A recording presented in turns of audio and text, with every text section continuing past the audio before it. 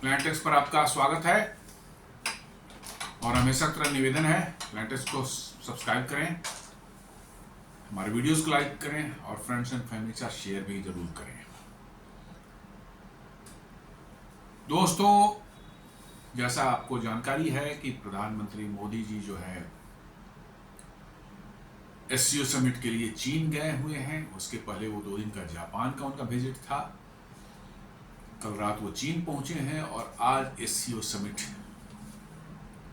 आज और कल 2 दिन है। और आज सुबह ही जो है उनकी बायलैटरल मीटिंग हुई है चीन के राष्ट्रपति शी जिनपिंग से।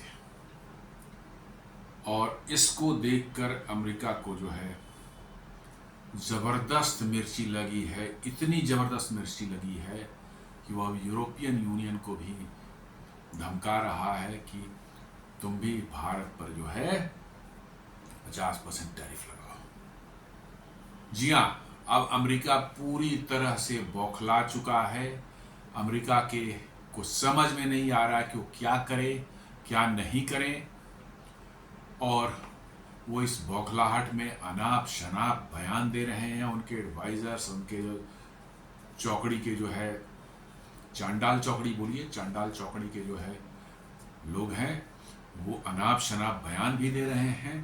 भारत की ओर से कोई रिएक्शन नहीं, चुपचाप अपना काम करते चल रहा है, बिना कुछ शोर शराबा किए, बिना कुछ रिएक्ट किए हुए। जैसे हिंदी में कहावत है, हाथी चले बाजार कुत्ता भूखे हजार, जो है वही हालत हो चुकी है। इनफैक्ट एक अमेरिकन कार्टूनिस्ट ने बड़ा मजेदार एक कार्टून बनाया था जिसमें हाथी एक चल रहा है जिस पर इंडिया लिखा हुआ है, और एक चूहा है वो उस पर यूएस लिखा हुआ है, उसका लोगो बना हुआ यूएस का फ्लैग है उस पर, और वो हाथी को के पैर में धक्का देने की कोशिश कर रहा है, हाथी गिराने के लिए।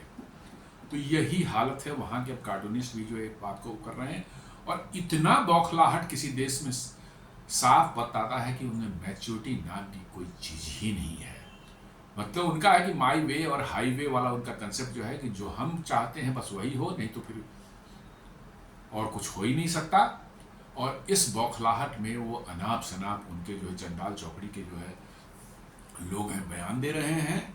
ट्रंप तो पिछले 2-3 दिन से पता नहीं, लोग कह रहे हैं जो गायब हैं, कोई पब्लिक उनका अपीयरेंस नहीं हो रहा है कहीं पर भी। और ट्रंप ऐसे हैं कि भाई पब्लिक अपीयरेंस दिन में 2-3 बार ना कर लें मीडिया के सामने तो उनको शायद खाना हजम नहीं होता। 2-3 दिन से वो गायब हैं। इस बीच जो है जेडी वांस का जो है इन्हें कहीं बोल दिया कहीं पर कि हाँ मैं राष्ट्रपति का पद संभालने के लिए तैयार बैठा हुआ हूँ। पता नहीं क्या हो रहा है अमेरिका में। लेकिन मोदी और शी जिनपिंग की जो मीटिंग हुई है उसको लेकर बहुत बड़ी बौखलाहट अमेरिका में हो रही है। और अब मोदी और पुतिन की जब होगी तो पता नहीं क्या होगा। वो अपना सर ही न फोड़ने दीवार पर मार करके, मुझे तो ऐसा ही लगता है। ये न्यूज बता रहे कि right choice for India China to be friends, PM Modi and Xi Jinping commit to taking ties forward on mutual respect and stability. जी हाँ, दोनों ने ज्वाइंट एक स्टेटमेंट जारी किया है कि Modi and Xi Jinping commit to taking ties forward on mutual respect and stability. कह रहा है कि prime minister Narendra Modi affirmed that cooperation between India and China would foster global wellbeing during bilateral talks with president Xi Jinping. Modi कह रहे हैं कि भारत और China के टाइज जो है ये दुनिया के लिए अच्छा होगा, दुनिया के बेहतरी के लिए ये है। और PM Modi emphasized India's commitment to advance ties with China based on mutual trust, respect and sensibility। मतलब कह रहे हैं कि भारत और चीन के संबंध जो है mutual respect, mutual trust and sensitivity पर बेस्ड होंगे। और इसलिए जो है भारत और चीन के संबंधों में अब जो पिछले कुछ सालों से बर्फ जमी हुई थी वो बर्फ लगता है पिघलनी शुरू हो गई है। जी हाँ, ये समय की मांग है। जिस तरह की सिचुएशन अमेरिका ने क्रिएट किया है, अभी भी चीन पर हम भरोसा तो नहीं करते, लेकिन हाँ एक सावधानी पूर्वक कॉशस रहते हुए हम चीन से संबंध अपने बढ़ा सकते हैं। बिना कोई एक्स्ट्रा लिवरेज चीन को दिए हुए हम अपने संबंध उनसे बढ़ा सकते हैं, ताकि हमारे एडवर्सरी जो अभी बन चुका है, जो अमेरिका, उसको एक खास मैसेजिंग जाए कि भाई ये मत समझो कि तेरे बगैर मेरा काम नहीं चलने वाला है, मेरा काम दुनिया में और भी देशों से चल सकता है। और यही मैसेज जानी चाहिए यूनाइटेड स्टेट्स को, ताकि उनकी हेकड़ी जो है खत्म हो सके। जी हाँ, वो समझते हैं कि सारी दुनिया उन पर डिपेंडेंट है, अमेरिका न रहे तो जैसे दुनिया भूखों मरेगी, सारी दुनिया समाप्त हो जाएगी। ये माइंडसेट पता नहीं कैसे बनी है, किसने बनाया और क्यों बनी है, लेकिन उनका है कि भाई हम दुनिया है तो अमेरिका की बदौलत, दुनिया नहीं रहेगी तो अमेरिका की बदौलत। और उनको ये पता ही नहीं है कि दुनिया पिछले 25-30 सालों में इतनी बदल चुकी है कि अब वो वाला अमेरिका अब नहीं रह गया, ना उसकी आर्थिक शक्ति पहले जैसी है। हो सकता है 28-29 ट्रिलियन डॉलर की इकोनॉमी हो, लेकिन उनकी ये सारी चमक दमक जो है उनके लोन लेकर के जिंदगी जीने से दिख रही है। जी हाँ, 37 ट्रिलियन डॉलर का लोन है जो कभी जिंदगी में नहीं चुका सकते, और अब उससे बचने के लिए वो दाएं बाएं उल्टे पलटे काम करने शुरू कर रहे हैं। तो ये होता है ना, जैसे कोई आदमी हो, वो 50 लोन इस बैंक से लोन लिया, उस बैंक से लिया, मकान खरीद लिया, गाड़ी 2-3 खरीद ली, फॉरेन ट्रिप जा रहा है, वो पैसे जब तक हैं वो सब चलेगा, उसके बाद जो है वही अमेरिका अभी लोन की जिंदगी पर जी रहा है।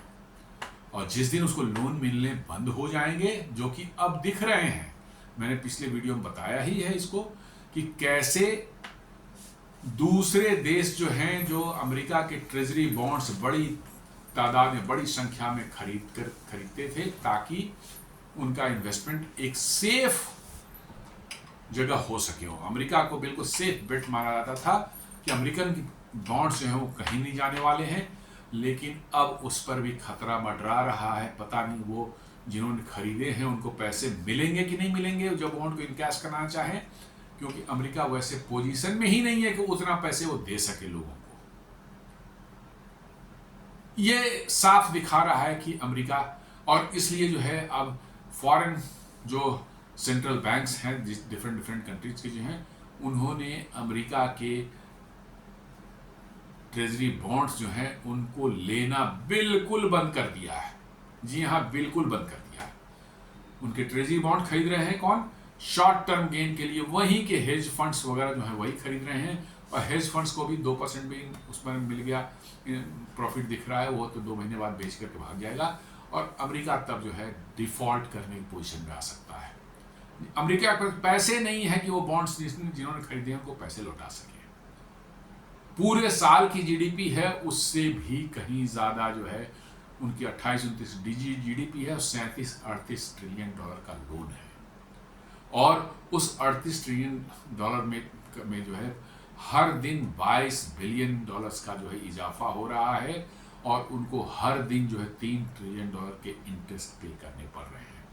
ये असंभव है अमेरिका के लिए अब इस लोन को चुका पाना, इस डेब्ट को चुका पाना, और इसलिए अमेरिका डिफॉल्ट करेगा ही करेगा, आज करे नहीं कल करे, और इसमें बहुत देशों के पैसे डूबेंगे जिन्होंने ट्रेजरी बॉन्ड्स ले रखे हैं। भारत के भी 200 बिलियन है करीब करीब। जापान ने अभी जनवरी में बहुत बड़ा अपना चंक जो है बेचा है उसका ट्रेजरी बॉन्ड्स का। चाइना पिछले 4 साल से जो लगातार बेचता आ रहा है, और मेरी सलाह है कि भारत सरकार की उसको बेचना शुरू कर दे, क्योंकि वो सेफ नहीं है, वो कभी भी डूब सकता है। और इसलिए अमेरिका की ये उधार की जो चमक दमक जो है ये ज्यादा दिन टिकने वाली नहीं है, इसलिए जो है और ज्यादा उन्हें बौखलाहट है कि उनकी बादशाहत दुनिया से जो है खत्म होने के अब आसार नजर आने लगे हैं, और इसलिए अमेरिका जो है बेचैन है और कुछ समझ में नहीं आ रहा है कि क्या करें, पैनिक में है, और इसलिए अनाप शनाप स्टेटमेंट्स दे रहे हैं। पीएम मोदी जो है ब्रिक्स जाते हैं, वहां मिलते हैं, और शी जिनपिंग को जो है उन्होंने 2026 में भारत में ब्रिक्स समिट होने वाला है, उसके लिए उन्होंने इनविटेशन भी दे दिया है। जी हाँ, भारत में जो है 2026 में ब्रिक्स का समिट होने वाला है, और उसमें इनविटेशन भी भारत को दे दिया गया है। भारत ने चीन को दे दिया, चीन के राष्ट्रपति शी जिनपिंग को दिया है। उम्मीद करते हैं कि वो जरूर उसमें पहुंचेंगे। यदि भारत से संबंध बढ़ाने को इच्छुक हैं तो वो भी उसमें पहुंचने की उनकी भी संभावना है ही। इन सब चीज़ों को देखकर अमेरिका में बहुत हाहाकार मचा हुआ है, बहुत जोर की मिर्ची लगी हुई है पूरे अमेरिका में, और खासकर डोनाल्ड ट्रंप का तो लगता है उनकी सुन सुनकर तबीयत खराब हो गई, इसलिए 3 दिन से पब्लिक में दिख नहीं रह गई। अब ले लीजिए कि जैसे ही शी जिनपिंग से मुलाकात हुई, अब यूएस जो है यूरोप को धमका रहा है। जी हां, यूरोप को यूएस जो है धमका रहा है, कह रहा है कि जैसे हमने 50% टैरिफ लगाए हैं, यूरोप भी भारत पर 50% टैरिफ लगाए। और यूरोपियन यूनियन जो है इस पोजीशन में नहीं है, क्योंकि यूरोपियन यूनियन तो भारत से जल्दी फ्री ट्रेड एग्रीमेंट करने के लिए बेचैन है, जो कि भारत ने भी कहा है कि by end of this year जो है हमारा हो जाएगा। और इसके निगोशिएशंस में बड़ी तेजी ला दी गई है। पहले 3-4 महीने में दोनों टीम मिलती थी एक बार डिस्कशन के लिए, अब इस महीने से हर महीने ये मिलेंगे। तो यूरोपियन यूनियन को तो खुद जल्दीबाजी है कि भारत से फ्री ट्रेड एग्रीमेंट करे, फिर वो कैसे भारत पर 50% टैरिफ लगाएगा। और वो नहीं फ्री ट्रेड एग्रीमेंट किए तो यूरोपियन यूनियन की सर्वाइवल भी मुश्किल है, उनकी इकोनॉमी गर्त में जा रही है।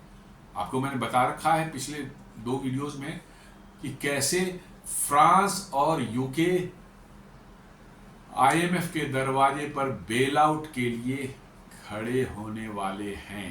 फ्रांस पहले और उसके बाद यूके, मतलब फर्स्ट वर्ल्ड अपने आप को कहने वाले, डेवलप्ड कंट्री कहने वाले लोग जो हैं, अब पाकिस्तान, बांग्लादेश, अफ्रीकन कंट्री, घाना, इस सब जैसे देशों के जैसे जो है ये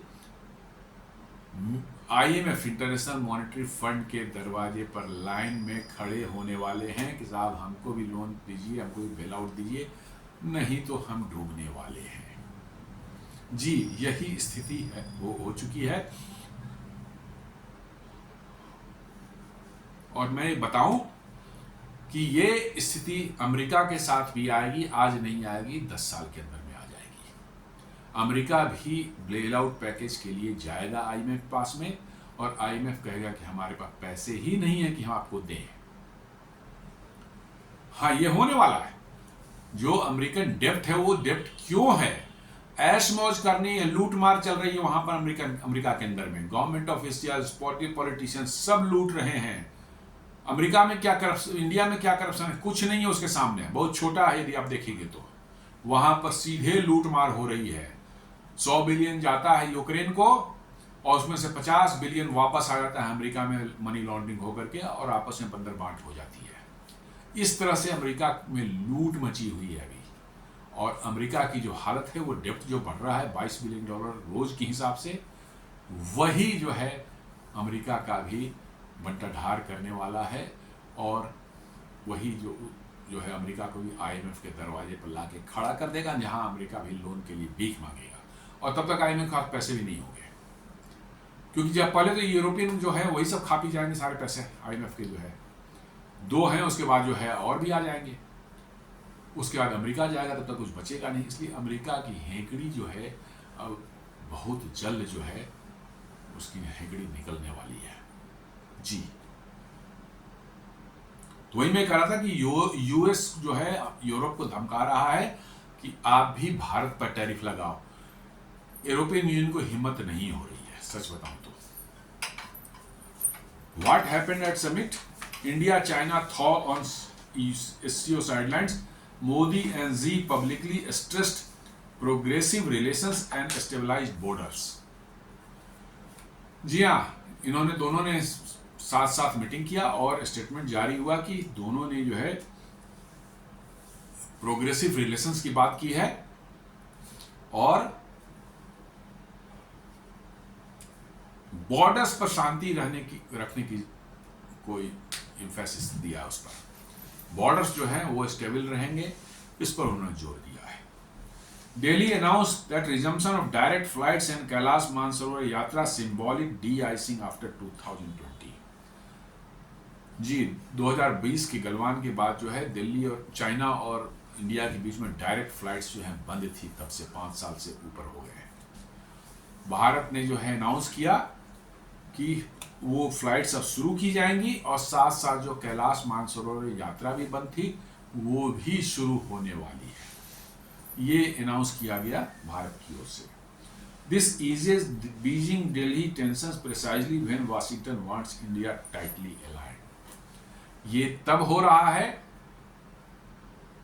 भारत और चीन के बीच में, ये रिलेशंस तब अच्छे हो रहे हैं जब जिस समय अमेरिका चाहता था कि भारत अमेरिका के साथ पूरी तरह से टाइटली बिल्कुल जो है अमेरिका के साथ अलाइंड रहे, उस समय ये हो रहा है। तो इसके लिए खुद अमेरिका जिम्मेवार है। ट्रंप ने जो टैरिफ लगाए वो टैरिफ ही लगा करके और इंडिया के प्रति जो उन्होंने जिस तरह की बातें की, जिस डेड इकोनॉमी है, अब कह रहा है कि मोदी का वार है, ये सारी बातें जो कर रहे हैं, इससे क्या सोचते हैं कि भारत उनके साथ अलाइन होगा? बिल्कुल नहीं। वो चाहे जितना भी कर ले बिल्कुल अलाइनमेंट नहीं होगी। और ये अच्छा ही हुआ। अमेरिकन से दोस्ती करना जो है वो जानलेवा होता है, बहुत खतरनाक होता है। इसलिए अच्छा हुआ कि जो स्थितियां माने इम्प्रूव हो रही थी वो फिर अपनी पुराने उसमें आ गई। आप अमेरिका के दुश्मन हैं, चाहे अमेरिका से आपकी नहीं बनती है, आप सेफ हैं, फिर भी सेफ हैं। उनके दोस्त होकर तो आपका जान ही ले लेंगे। ये अमेरिकन खुद कहते हैं, ये दूसरे कहने की जरूरत नहीं, अमेरिकन खुद कहते हैं इस बात को। इसलिए जो होता है अच्छे के लिए होता है और सही समय पर हुआ, सही समय पर हुआ है। अमेरिका से जो है जान छूटे भारत की, इसी में भारत की भलाई है। What Modi CEO actually produced, public messaging जो हो रही है उसमें क्या है? Mutual respect, trust and sensitivities दोनों साथ साथ बोल रहे हैं कि म्यूचुअल रिस्पेक्ट है, ट्रस्ट आपस में हम लोग बना रहे हैं और सेंसिटिविटीज जो है उसमें इन्वॉल्व हैं। ये मैसेज जा रही है पब्लिक को। And a commitment to keep border peace and after disengagement, और साथ साथ एक कमिटमेंट दी जा रही है कि हम लोग डिसएंगेज करेंगे बॉर्डर्स पर और बॉर्डर पर शांति बनी रहेगी। This is calibrated language to reopen people to people and logistic channels like flight, visas and yatras without cancelling conceding on core dispute.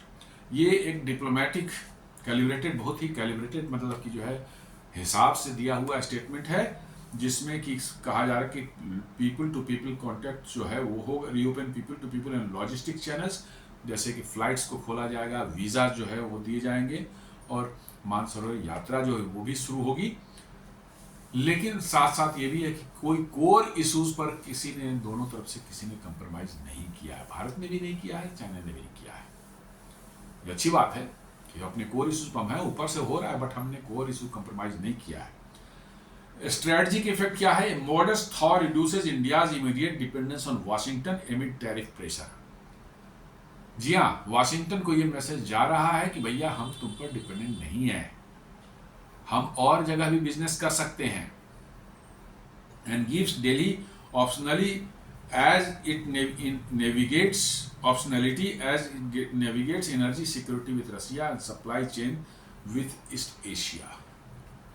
ये भारत को एक लिवरेज दे रहा है कि आप नेविगेट कर सकें इस डिफिकल्ट सिचुएशन में,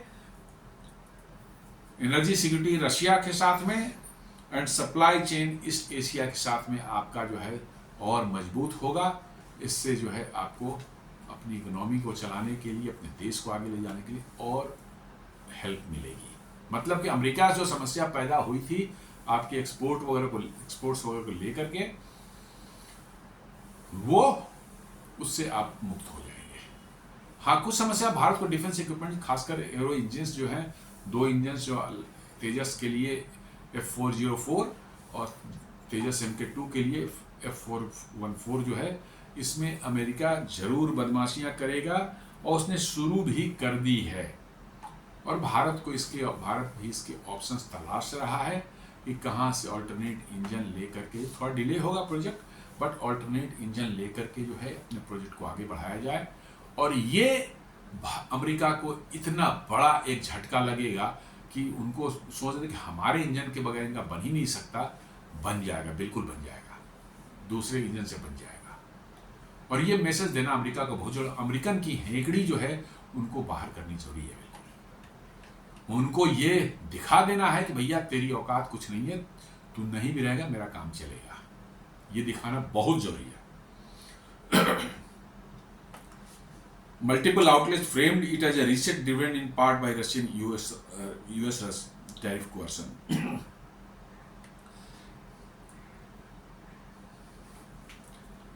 Signal of continuity. Inviting Z to India in 2026 says the BRICS expansion era. जी हाँ, ब्रिक्स का एक्सपेंशन वाला टाइम चल रहा है अभी, जिसमें कि वेस्ट एशिया के देश जो है, यूएई उसमें शामिल हो चुका है, शायद दुबई भी हो जाए, इजिप्ट ऑलरेडी हो चुका है, तेहरान हो चुका है, ईरान हो चुका है। तो ऐसा लग रहा है कि वेस्ट एशिया और साथ साथ जो है अफ्रीका भी ऑन बोर्ड हो रहा है। अफ्रीका के भी बहुत से देश ब्रिक्स को ज्वाइन करने के लिए बिल्कुल तत्पर है, और इसलिए ब्रिक्स का साइज जो है बढ़ता जा रहा है। तो 2026 में जो होगा आप देखेंगे कि ब्रिक्स का साइज काफी बड़ा हो जाएगा। Will roll forward under India's watch despite US friction.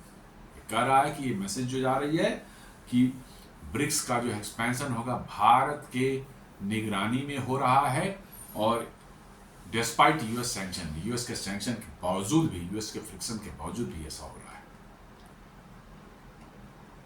तो निश्चित रूप से अमेरिका को मिर्ची तो लगनी है। It is peace also recalls India's intent to shape BRICS around resilience, innovation, cooperation, sustainability, echoing India's G20 style global south pitch। जी हाँ, कह रहा है कि भारत का जो इंटेंट है ब्रिक्स को लेकर के वो है रिसिलियंस, इन देशों के आपसी जो ट्रेड है, इनके आपसी रिश्ते हैं, इनमें रिसिलियंस लाना है, इनोवेशन करना है ग्लोबल साउथ के अंदर में ही जो है, कोऑपरेशन आपस में बढ़ानी है, सस्टेनेबिलिटी क्रिएट करनी है कि ताकि हमारी इकोनॉमी सस्टेनेबल रहे। ऐसा ना हो कि थोड़े बहुत छोटे मोटे शॉक्स आ जाएं और हम वो बिखर जाए। और ये वही चीज दिखा रही जो भारत ने G20 में समिट में जो है भारत में जो हुआ था उसमें भारत ने दिखाया था, ग्लोबल साउथ का जो के लिए जो भारत ने जो उसमें पिच किया था अपना उसको कि भाई ग्लोबल साउथ को वॉइस मिलना चाहिए। और इसी के तहत जो है अफ्रीकन यूनियन को पहली बार जो है G20 में मेंबर बनाया गया था, भारत के ही कहने बनाया गया था। उस समय अमेरिका बिल्कुल नहीं चाहता था, लेकिन भारत का प्रेशर इतना ज्यादा था कि अमेरिका ना नहीं कर सका। तो अफ्रीकन यूनियन जो कि सारे अफ्रीकन 50 अफ्रीकन देशों का एक समूह है, ग्रुप है, उसको G20 में जगह दी गई थी। तो भारत उसी को कर रहा है, सेम उसी पिच में जो है ब्रिक्स को भी आगे ले जाने की कोशिश कर रहा है। अब ये कहा जा रहा है कि देखिए बाइलेटरल तो शी जिनपिंग और पुतिन के बीच, सॉरी मोदी के बीच में हो चुका है, एक और शायद कल होने का जैसा है, जैसा कहा गया कि 2 बार होगी मोदी और शी जिनपिंग की बाइलेटरल मुलाकात जो है, और एक जो है मोदी और पुतिन की होने वाली है। लेकिन अब एक खबर निकल करके आ रही है कि there is a possibility of RIC's summit also emerging, Russia, India, China, तीनों की जो है एक मुलाकात भी शायद हो सकती है, नॉट कंफर्म, बट इधर उधर से जो खबर मिल रही है वो कह रहा है कि एक रिक रशिया, इंडिया, चाइना का भी ट्राइलेटरल जो है एक हो सकता है। और भाई साहब ये हो गया तो शायद अमेरिका अपने कपड़े फाड़ ले करके जो है रोड पर नंगा नाचेगा। जी हाँ, यदि ये हो गया तो अमेरिकन अपने कपड़े फाड़ करके रोड पर नंगा नाचेंगे। Trilateral overtones, Modi, Xi and Putin, with Putin in Tianjin and reports of a potential hurdle. The SCO looks like a venue for deeper Eurasian cooperation that sidelines US preferences. बता रहा कि Putin भी वहीं Tianjin में आए हुए हैं SCO summit के लिए, और इन तीनों का एक ट्राइलेटरल की संभावना बन रही है। और ऐसा लग रहा है कि SCO looks like venue for deeper Eurasian cooperation। SCO venue जो ऐसा लग रहा है वहां पर कि बड़ा एकदम बहुत ही गहरी माने यूरेशियन कोऑपरेशन की बात हो रही है, यूरोप और एशिया की बात हो रही है, क्योंकि रशिया का बहुत पार्ट सा यूरोप में पड़ता है, इसलिए यूरेशियन हम लोग बोल रहे हैं उसको। Eurasian coordination that sidelines US preferences, जो कि यूएस को पूरी तरह से दरकिनार करके जो है, बगल साइडलाइन करके जो है, ये आपस में करने की होने की संभावना है। और मैं बता रहा हूं कि हो गया तो वाकई ट्रंप अपना सर पीट लेंगे, अपना कपड़े फाड़ देंगे, बिल्कुल ऐसा हो सकता है। और ये हो गया तो समझ लिए कि जो तब तक हम लोग रसिया इंडिया चाइना एक्सिस की बात कर रहे थे हम लोग, वो शायद सच दिख रहा है। अब पिछले 1 महीने से मैं बात कर रहा था, रसिया इंडिया चाइना एक्सिस की जो बात कर रहा था वो सच होता हुआ शायद दिख रहा है। और ये अमेरिकन के लिए सबसे बड़ा सरदर्द पैदा होने वाला है। Americans unable to see this. The Tianjin SCO is occurring days after Trump's tariff escalation on India. जी हाँ, ये इंडिया पर जो उन्होंने 25% एक्स्ट्रा टैरिफ जो लगाया है, 25 को 50 उन्होंने जो किया, उसके तुरंत बाद ये हो रही है SCO समिट जो है। Analysts and live coverage frame the meet as a venue where members can air common grievances about US trade coercion, while Beijing showcases multilateral leadership with the UN chief praising China's multilateral role. Yes, ये कह रहा है कि SCO venue जो यहाँ पर meeting हो रही है, जहाँ पर मेंबर्स जो है अमेरिका के जो जबरदस्ती कोर्सन बाहें उमेट करके जो है, मरोड़ करके जो है काम करवाने का और डील करवाने का जिनका है, उसके अगेंस्ट में वो बोल रहे हैं। और बीजिंग जो है वहाँ पर मैंने चाइना जो है वो अपना मल्टीलेटरल लीडरशिप को एक शोकेस कर रहा है। और इतना भव्य SCO मीटिंग कभी हुआ ही नहीं था, इसलिए कि SCO को कोई वैल्यू नहीं, ना इंडिया वैल्यू देता था, ना रशिया वैल्यू देता था। कोई लोअर लेवल के चले जाते थे, कोई विदेश मंत्री वगैरह चले जाते थे, मोदी तो हार्डली कभी गए होंगे। SCO कभी किसी ने वैल्यू नहीं दी, लेकिन इस बार अमेरिका ने खुद इसको जो है इस SCO मीट को जो है ग्रैंड बना दिया। जी हाँ, अमेरिका ने बनाया है, अमेरिका ने जिस तरह का सिचुएशन क्रिएट किया कि तो इस बार, और इसलिए सारी दुनिया में जो है SCO मीट की जिक्र हो रही है, जबकि इसकी हार्डली कहीं कोई जिक्र होता था SCO मीट का। कब होता था, कब खत्म हो जाता था, किसी को पता भी नहीं चलता था। तो ये, और साथ साथ जो है यूनाइटेड नेशन के चीफ जो है वो भी चाइना के मल्टीलेटरल रोल को जो है वो बड़ा प्रेज कर रहे हैं। जी हाँ, वो भी प्रेज कर रहे हैं। तो अब अमेरिका को और ज़्यादा जो है जख्म जो है मिलने वाले हैं और मिल रहे हैं।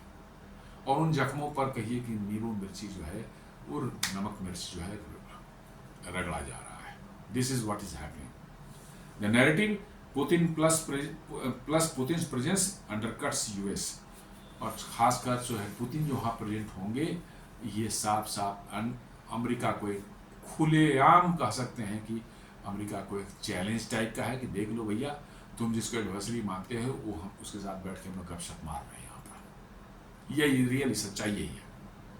और इसको लेकर अमेरिका में जो है पूरा हाय तौबा मचा हुआ मरता हूँ।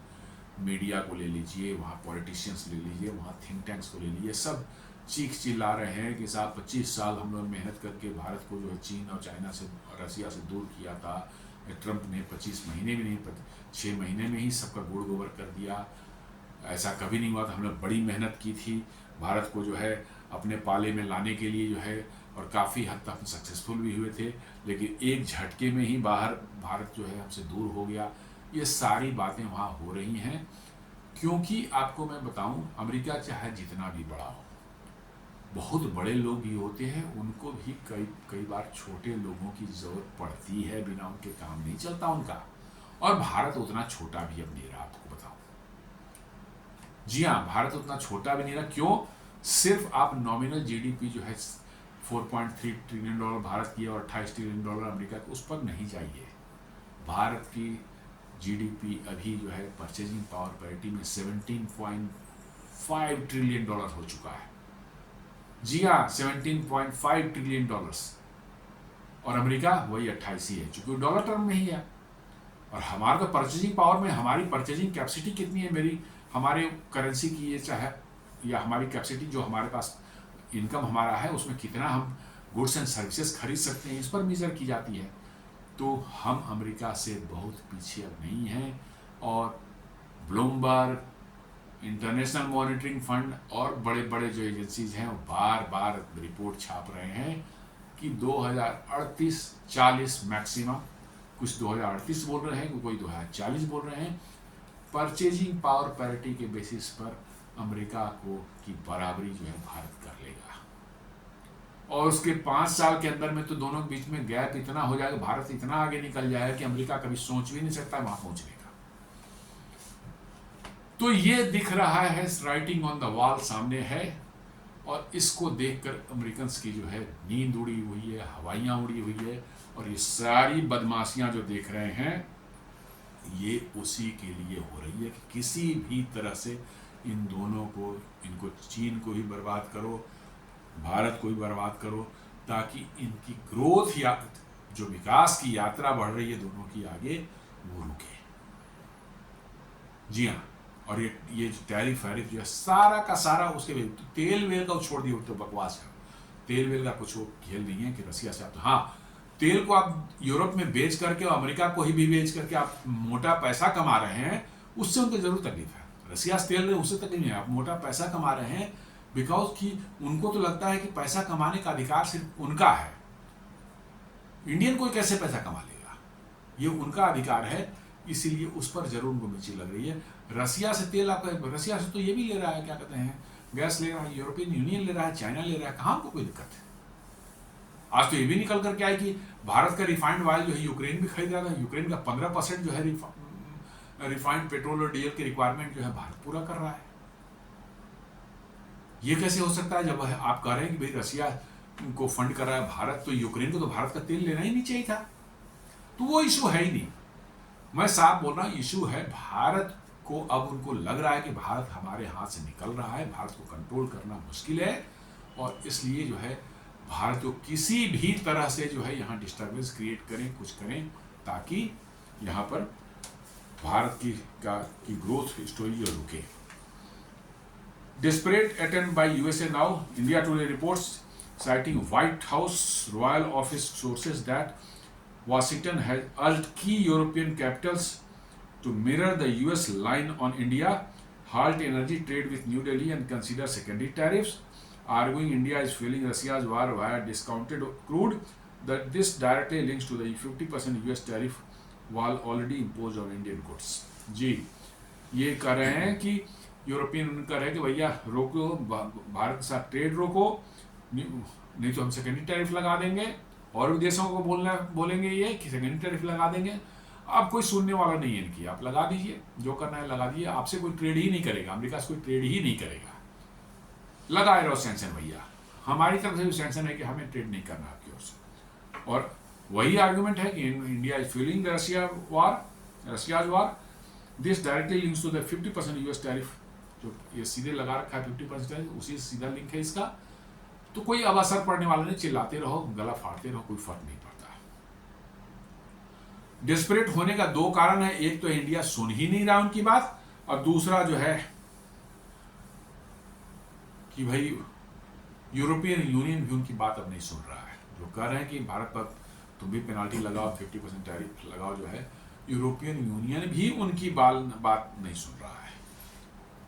India EU to conclude FTA talks by year and pending issues may need political call, government sources। कर रहा है भाई ऑलरेडी, मतलब कि जो है बातचीत काफ़ी आगे बढ़ चुकी है और जल्दी ही फाइनल हो जाएगा। तो उनको ट्रेड डील भारत से करनी है, वो अमेरिका की बात में फंस कर क्यों अपनी इकोनॉमिक डुबाएंगे भाई। अमेरिका चाह रहा है कि उसके लिए आप अपने घर में आग लगा दें।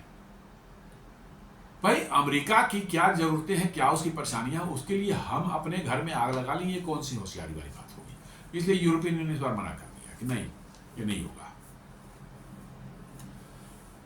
Could the US-EU alliance succeed? As of today, there is no authoritative US move publicly matching Washington's line on India। अभी तक यूरोपियन ने कुछ इस पर जवाब नहीं दिया, बोला कि शांति अपना चुपचाप जैसे भारत कर रहा है वैसे ही वो भी जवाब ही नहीं दे रहे हैं। Distinct from US Russia energy policy, if Europe resist US leverage shrinks. या यदि यूरोप ने रसिस्ट कर दिया, मैं बार बार बोल रहा हूँ, तो अमेरिका की हालत बड़ी खस्ती हो जाएगी, मैं बताऊँ। फिर अमेरिका के पास कोई नहीं है, एशिया तो ऐसे ही उसके हाथ से गया हुआ है, अब यूरोप जो बचा हो तो उसके हाथ से गया, America will be left alone, मैं बता रहा हूँ।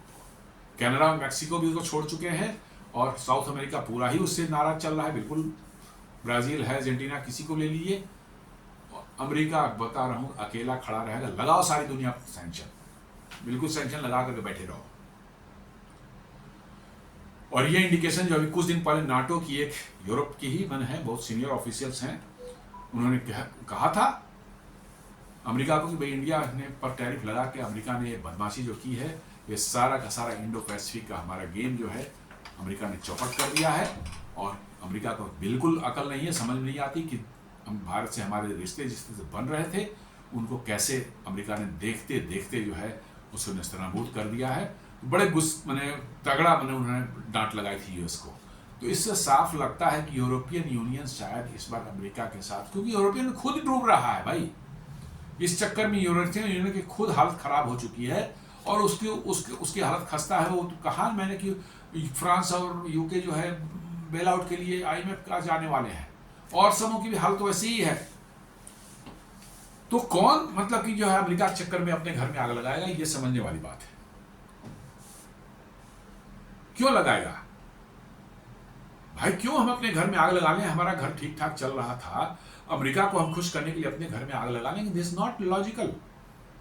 तो शायद इस बार यूरोपियन यूनियन अमेरिका को झटका देने वाला है, क्योंकि अमेरिका ने जिस तरह से ट्रीट किया है डोनाल्ड ट्रंप ने यूरोप को, इस बार अमेरिकन यूरोपियंस भी बुरी तरह से खाए हुए हैं।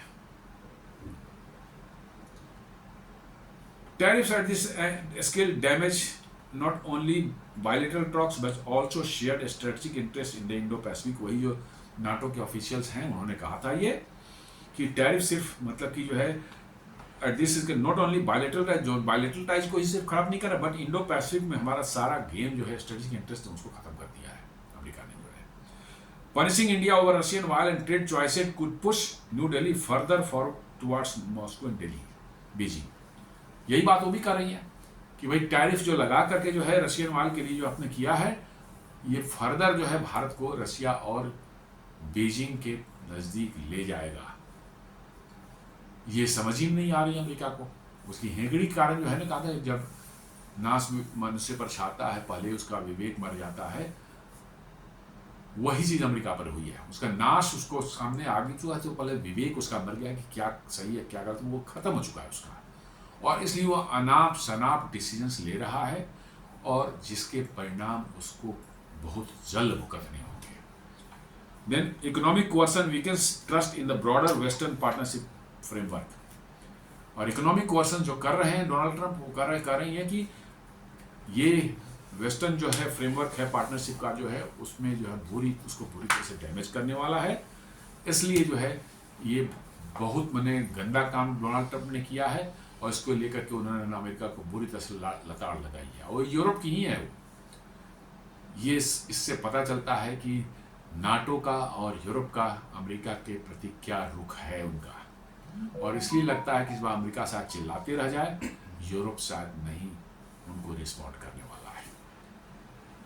तो दोस्तों ये एक छोटा सा विश्लेषण था जिसमें कि एससीओ समिट में प्राइम मिनिस्टर मोदी और शी जिनपिंग के मीटिंग के बाद जो है, बायलैटरल के बाद जो है, अमेरिका में किस तरह लोगों के बीच में जो है आग लगी हुई अमेरिका में किस तरह से पैनिक फैला हुआ है, उस और अनाप शनाप स्टेटमेंट्स अमेरिका दे रहा है, यूरोपियन यूनियन को कह रहा है कि आप भी टैरिफ लगाओ, ये सब चल रही है। इसी का विश्लेषण मैंने किया था। उम्मीद करता हूँ विश्लेषण आपको पसंद आया होगा।